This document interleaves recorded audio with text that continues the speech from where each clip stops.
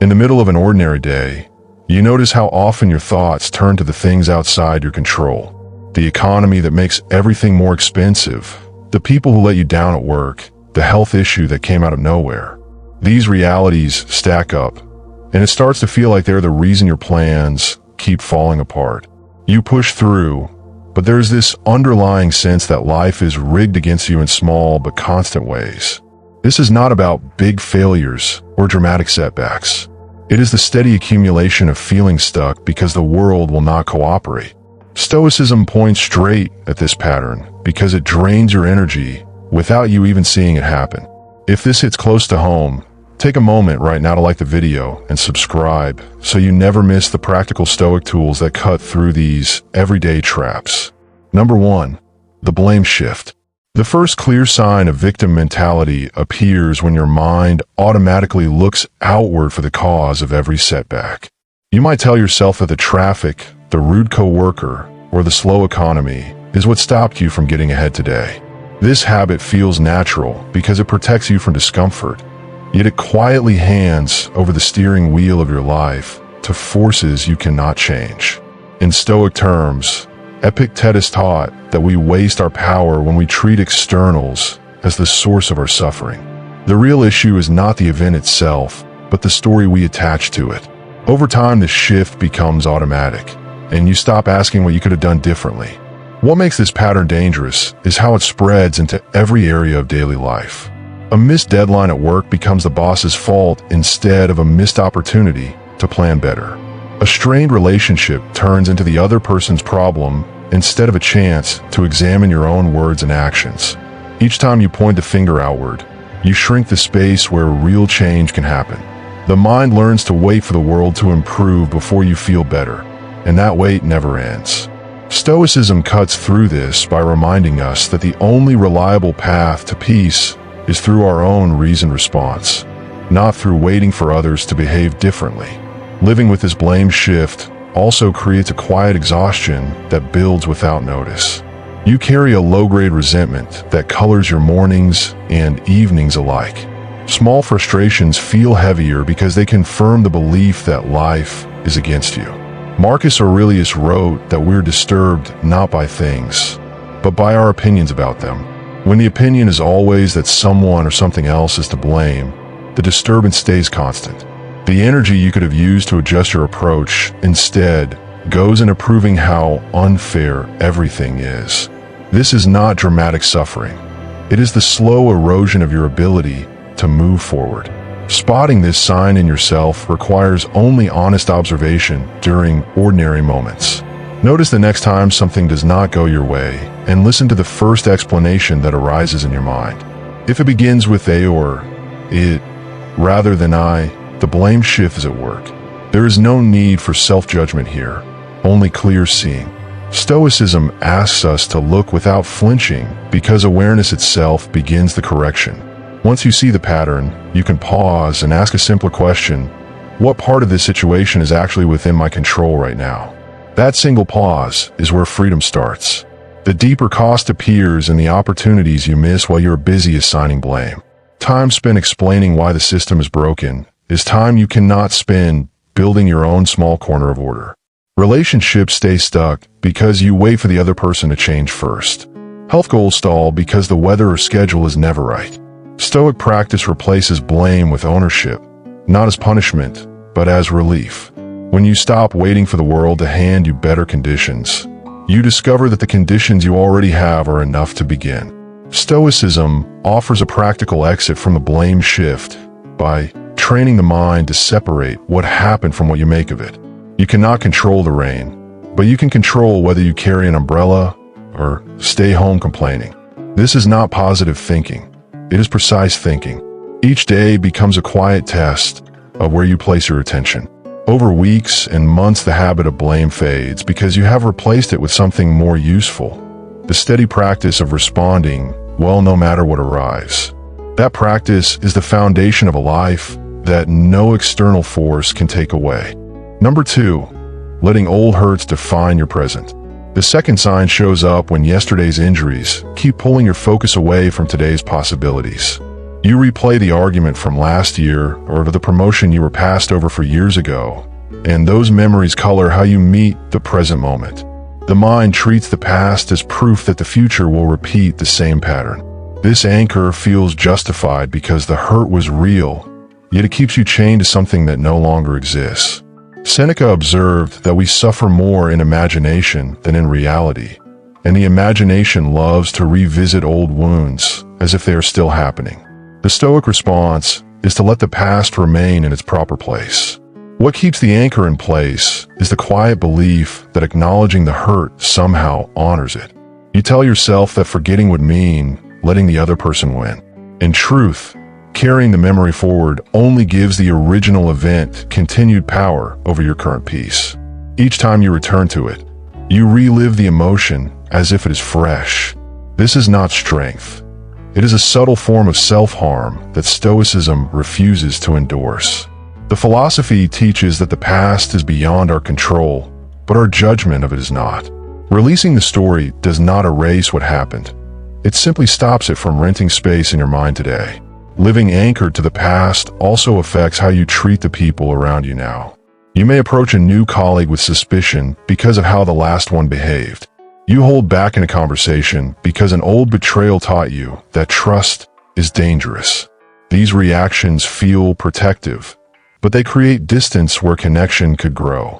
The Stoic view is that every person you meet arrives without the baggage of your previous encounters unless you choose to load it onto them. Freedom comes when you meet the present as it is, not as a continuation of what once was. Noticing the anchor requires paying attention to the tone of your inner dialogue. When a fresh challenge arises, does your mind immediately link it to something that happened before? If the answer is yes more often than not, the past is steering the wheel. There is no need for guilt, only recognition. Stoicism invites you to ask whether the memory is serving you or simply repeating itself. That question alone creates the gap where a different choice can enter. The deeper effect is a life that feels smaller than it needs to be. Opportunities slip past because your attention is divided between now and then. Energy that could build something new instead maintains the old grievance. Marcus Aurelius kept a daily reminder that each morning is a fresh start, not a continuation of yesterday's scorekeeping. When you adopt that reminder, the present regains its full weight and possibility. The past loses its grip not because you deny it, but because you refuse to let it define the only moment you ever truly possess. Stoicism frees you from the anchor by training the mind to treat memory as information rather than identity. You can recall the facts without reliving the feelings. This takes consistent practice, but the reward is a lighter step through each day. You begin to see that every moment is new, even when circumstances look familiar. The past becomes a teacher instead of a jailer, and your present actions gain the full power they were always meant to have.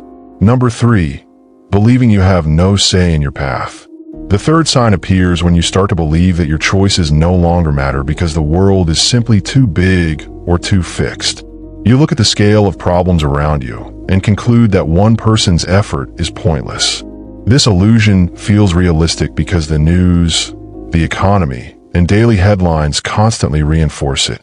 Yet, Epictetus was clear that while we cannot control events, we always control our will and our effort. The moment you accept powerlessness as fact, you hand over the one domain that is truly yours. What sustains the illusion is the comfort of lowered expectations. If nothing you do will change the outcome, then you are excused from trying. This excuse protects you from the discomfort of failure or the discipline of consistent action. Stoicism rejects this comfort because it knows that small, repeated choices compound into real change. The philosophy does not promise that the world will bend to your wishes. It promises that your character can remain steady no matter what the world does. That steadiness is the only power anyone ever truly possesses. Living inside the powerlessness illusion also changes how you show up in ordinary responsibilities. You may go through the motions at work because you believe promotions depend on politics rather than merit. You skip the small healthy habit because the larger health system feels broken. Each surrender feels minor, but together they create a life lived on autopilot. The Stoic alternative is to focus on the quality of your effort rather than the size of the result. Doing your part well is never pointless, even when the outcome is uncertain. Spotting the illusion is straightforward once you listen for certain phrases in your thinking. When you hear "there is nothing I can do," or "it does not matter anyway," the mind is slipped into powerlessness. Stoicism asks you to challenge that thought immediately by naming one small action that remains available. The action does not have to be grand. It only has to be yours. That single step breaks the spell and returns agency to where it belongs. The deeper cost appears in the quiet regret that grows over years. You look back and realize you stopped trying in areas that once mattered because you decided in advance that effort was futile. Stoicism prevents this regret by keeping the focus on the present choice rather than future guarantees. Every day offers a new chance to act with integrity, and that chance is enough. The illusion dissolves when you prove to yourself, through small actions, that your will still counts. Stoicism dissolves the powerlessness illusion by returning your attention to the only sphere you ever truly govern: your own thoughts, judgments, and efforts. You cannot control the outcome, but you can control the standard you hold yourself to. This shift does not make life easier. It makes it meaningful. You move from waiting for conditions to improve, to creating value within whatever conditions arrive. That is the practical freedom Stoicism has offered for centuries. Number 4, the complaint habit. The fourth sign reveals itself in the steady stream of complaints that replace concrete steps forward. You talk about the problem with friends, family, or online because sharing it brings temporary relief and sometimes sympathy. The habit feels harmless because everyone does it, yet it trains the mind to seek comfort rather than resolution. Seneca warned that constant complaining weakens the spirit and turns minor troubles into major ones.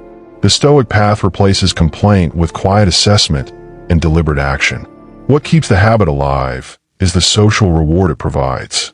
People nod in agreement, offer comforting words, and for a moment you feel understood. This understanding, however, does not change the situation. It only delays the moment when you must face the work yourself. Stoicism values self-reliance because it knows that no amount of external sympathy can build the inner strength required for lasting change. The philosophy encourages speaking less about problems and doing more about them. Living with the complaint habit also affects your relationships in subtle ways. Others may begin to see you as someone who needs rescuing rather than someone who solves issues. Conversations stay surface level because they revolve around what is wrong instead of what could be right. The Stoic approach invites deeper connection through shared effort rather than shared grievance. When you bring solutions instead of stories, people respond with respect rather than pity. Noticing the habit requires only a short pause before the next complaint leaves your mouth. Ask yourself whether you're seeking a plan or simply seeking agreement. If the answer is agreement, the pattern is clear. Stoicism does not ask you to suffer in silence. It asks you to speak with purpose. A single sentence focused on action carries more weight than 10 minutes of venting. The deeper effect is a life that feels heavier than necessary. Each complaint adds weight to the original problem without removing any of it. Over time, the mind learns that talking about difficulties is easier than addressing them. The Stoic correction is to treat every complaint as a signal to move toward responsibility. That movement, however small, lightens the load immediately. Stoicism ends the complaint habit by training the mind to convert words into work. You learn to state the issue once, clearly, and then ask what step is available now. This practice builds self-reliance that no external validation can replace. The result is not a life without problems, but a life that meets problems with dignity and direction. Number 5, ignoring your role and shaping your future. This sign of victim mentality is the gap that opens when you refuse to see your own part in the life you are living. You acknowledge that circumstances exist, yet you stop short of admitting how your repeated choices helped shape them. This gap feels safer because full accountability brings responsibility, and responsibility brings the possibility of change. Marcus Aurelius kept a simple rule: focus on what is yours to do. Closing the accountability gap is the Stoic way of reclaiming that focus completely. What maintains the gap is the fear that admitting your role means admitting failure. In truth, it only means admitting humanity. Everyone makes choices that later prove unhelpful. Stoicism treats those choices as information, not as permanent labels. The philosophy separates the act from the actor and always leaves room for correction. When you close the gap, you stop defending past decisions and start improving future ones. Living with the accountability gap also limits the future you can build. You wait for perfect conditions or perfect timing because you have not yet claimed the power that already belongs to you. Each day that passes reinforces the belief that change must come from somewhere else. The Stoic reversal is immediate. Claim your role today, and the future begins to shift in small but real ways. No external force can grant or revoke this power. It is yours by nature. Closing the gap starts with a private and honest review at the end of each day. Ask what you controlled and how you used that control. The question is not meant to produce guilt, but clarity. Stoicism values this nightly examination because it turns experience into wisdom. Over time, the gap narrows until accountability becomes the default setting of your mind. The deeper reward of closing the gap is a steady sense of personal agency that no circumstance can remove. You begin to see yourself as the author of your responses rather than the victim of your conditions. This shift does not eliminate hardship, but it removes the extra weight of helplessness. Life remains difficult, yet it becomes yours to navigate with purpose. Stoicism completes the test by showing that guilt is not the point. Growth is. When you move through all 5 signs and choose accountability instead, you pass from victim mentality into the freedom the ancients described. The change is not loud or sudden. It is the quiet accumulation of better choices, clearer thinking, and calmer presence. That is the practical Stoic life, available to anyone willing to do the daily work. The test ends here, but the practice continues, and that is where real strength is built. Number 6, the comparison trap. The next clear indicator of victim mentality surfaces when you constantly weigh your progress, possessions, or peace against what others appear to have. You scroll through daily life and notice colleagues advancing faster, friends enjoying more stability, or strangers posting moments that look easier than your own. This comparison feels like simple observation, yet it quietly convinces you that your struggles are uniquely unfair. Stoicism, through the lens of Epictetus, reminds us that we only see the surface of others' lives while we feel the full weight of our own. The real distortion lies not in their success, but in the story we build about our relative disadvantage. What makes the trap sticky is how it reframes normal human variation as personal injustice. Someone else's promotion becomes evidence that the system favors others over you. Another person's calm marriage highlights how your relationships always seem harder. Each comparison chips away at your satisfaction with what is actually present in your days. Marcus Aurelius advised focusing on your own work and leaving others to theirs. When you ignore this and keep score, you trade gratitude for resentment without gaining any ground. Living inside the comparison trap also dulls your ability to appreciate small, steady improvements in your own path. You may make genuine progress in health, skill, or character, but it registers as insignificant because someone else appears further ahead. This mindset turns even honest effort into a losing game. The Stoic correction is to define success by internal standards. Did you act with reason today, rather than external benchmarks that shift constantly and remain mostly hidden? Recognizing the trap requires noticing the emotional tone that follows any glance at another person's circumstances. If envy, self-pity, or a sense of being shortchanged arises more often than simple acknowledgement, the pattern is active. There is no need for self-criticism here, only clear observation.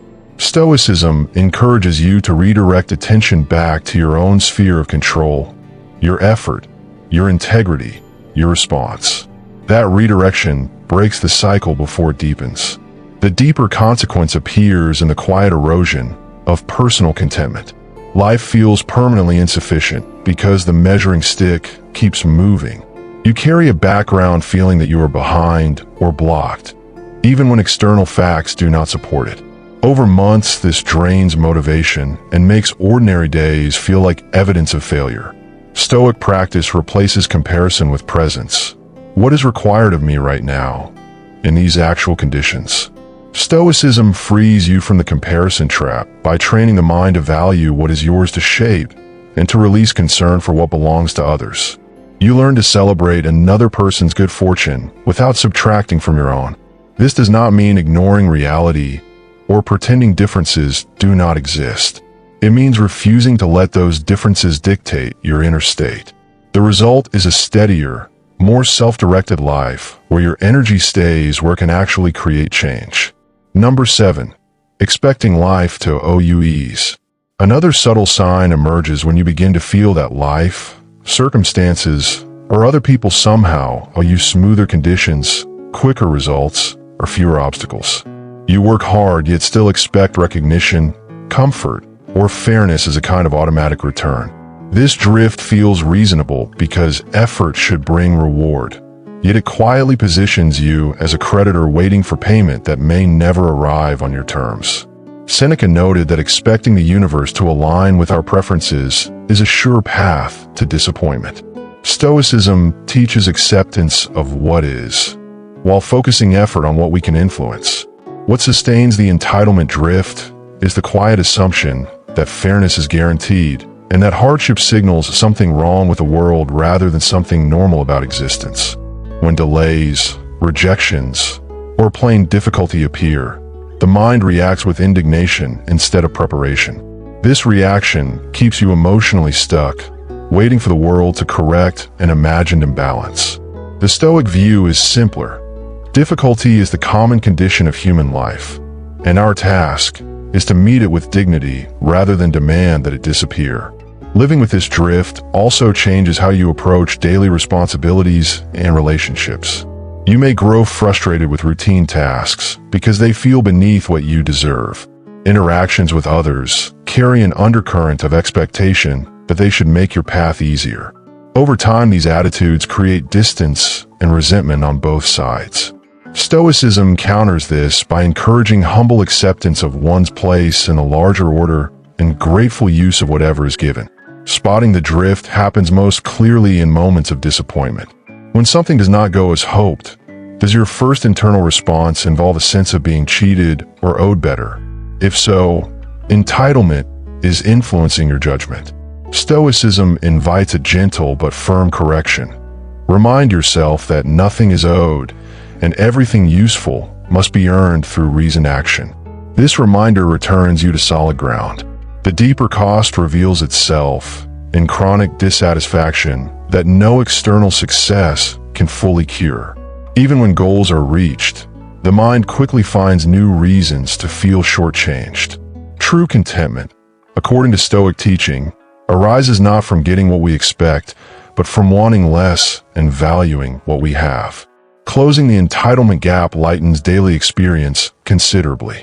Stoicism corrects the drift by cultivating a mindset of radical responsibility and measured expectation.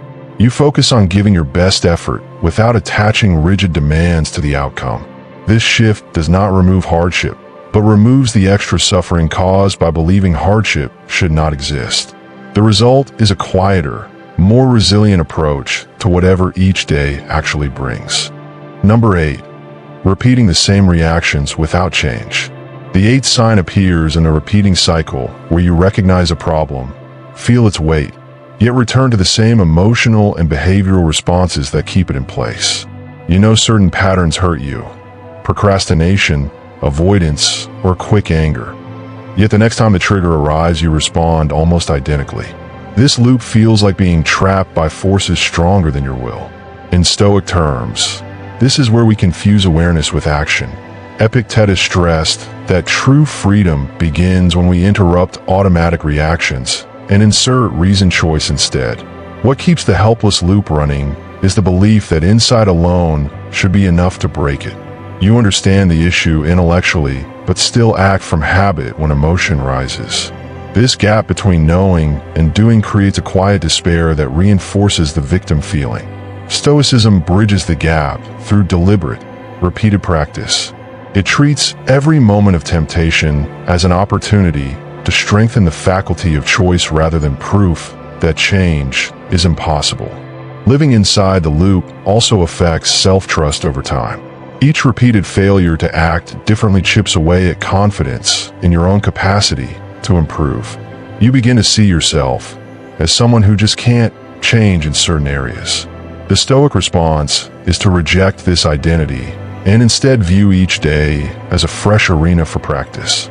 Small, consistent interruptions of the old pattern rebuild both skill and self-regard. Noticing the loop requires honest tracking across similar situations.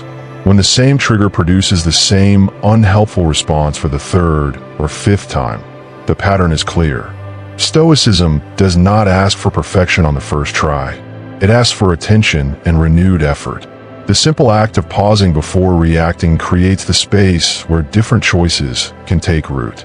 The deeper consequence is a life that feels stagnant, even when external conditions shift. You carry the same frustrations from one year to the next, because the internal response remains unchanged. Breaking the loop brings noticeable lightness because energy once spent in repetition now fuels forward movement. Progress becomes visible and motivating. Stoicism dissolves the helpless loop by turning awareness into disciplined repetition. You train the mind to treat every familiar difficulty as practice ground rather than proof of powerlessness. Over weeks and months, the automatic reaction weakens, and a more deliberate response grows stronger. This is how ordinary people build extraordinary resilience, one interrupted habit at a time. Number 9, withdrawing instead of engaging. A further indicator shows when difficulties prompt you to pull back from people, responsibilities, or opportunities rather than move toward them with adjusted effort. You face a challenge and choose silence, avoidance, or minimal participation as protection against further disappointment. This defense feels like self-preservation, yet it slowly shrinks the arena in which you can act and grow. Marcus Aurelius emphasized our nature as social beings who find meaning through contribution, not retreat. Stoicism sees withdrawal as another way of surrendering control to circumstance. What reinforces the isolation defense is the short-term relief it provides. By stepping back, you avoid immediate discomfort, criticism, or failure. However, each retreat makes the next engagement feel harder and the world seem more hostile. The Stoic path is different. Remain engaged, adjust your approach, and accept that discomfort is part of any worthwhile endeavor. Presence, even imperfect, keeps your agency alive. Living with this defense also limits the support and perspective available to you. Others cannot help if they do not know you are struggling, and you miss the chance to learn from their experiences. Relationships weaken through lack of shared effort. Stoicism encourages measured openness combined with inner independence. No one else is responsible for fixing you, but connection remains valuable. Recognizing the defense is straightforward in moments when difficulty arises. Do you instinctively reduce involvement rather than seek a better way to stay involved? If the pattern repeats, isolation is at work. Stoicism invites a calm reassessment. What small step toward engagement is still within my power? That step, however modest, prevents the slow contraction of your world. The deeper effect appears in a life that gradually feels narrower and lonelier than necessary. Opportunities for growth, contribution, and simple human warmth diminish, while the sense of being alone with your burdens increases. Re-engaging reopens those doors and reminds you that your actions still matter to the small circle you influence. Stoicism counters the isolation defense by strengthening both independence and connection. You learn to stand steady within yourself while still participating honestly in the shared human experience. This balanced stance protects your peace without cutting you off from life's possibilities. The result is greater resilience and a quieter confidence that you can meet challenges without disappearing from them. Number 10. Sacrificing today for tomorrow's unknown. The final additional sign reveals itself when persistent worry about what might go wrong tomorrow steals attention and energy from what you can do today. You anticipate setbacks, rehearse failures, or prepare defenses against problems that have not yet occurred, leaving the present moment half-lived. This future-oriented anxiety feels responsible because planning is wise, yet it becomes victim mentality when it paralyzes action or breeds constant low-level dread. Seneca taught that many of our sufferings are borrowed from tomorrow, and that the present is the only time we truly possess. What sustains the worry anchor is the illusion that constant mental preparation will protect you from pain. In reality, most imagined disasters never arrive, and the energy spent worrying weakens your capacity to handle real ones when they do. Stoicism distinguishes useful foresight from useless rumination. Foresight prepares actions. Rumination only rehearses fear. Living under this anchor also diminishes daily satisfaction and effectiveness. Moments that could be met with full attention instead carry a background tension about what comes next. Work, relationships, and simple rest suffer because part of you is always somewhere else. The Stoic remedy is to confine concern to the present task and trust that future problems will be met with the same reasoned approach you build today. Spotting the anchor requires noticing how often your thoughts drift forward into what-if territory during ordinary activities. When those thoughts produce tension rather than practical steps, the pattern is clear. Stoicism suggests gently returning attention to the current moment and the single action available now. Each return strengthens presence and weakens the habit. The deeper cost is a life experienced at half strength, always preparing, rarely fully inhabiting. Over years, this creates regret, not just for missed opportunities, but for missed presence. Releasing the anchor restores fullness to ordinary days and builds genuine calm that no amount of future planning can manufacture. Stoicism releases the future worry anchor by training the mind to focus on virtuous action in the present and to accept that tomorrow belongs to the same providence that governs today. You prepare reasonably, then release attachment to outcomes. This practice does not eliminate uncertainty, but removes the unnecessary suffering added by anticipation. The result is a clearer mind, steadier effort, and deeper peace with whatever actually arrives.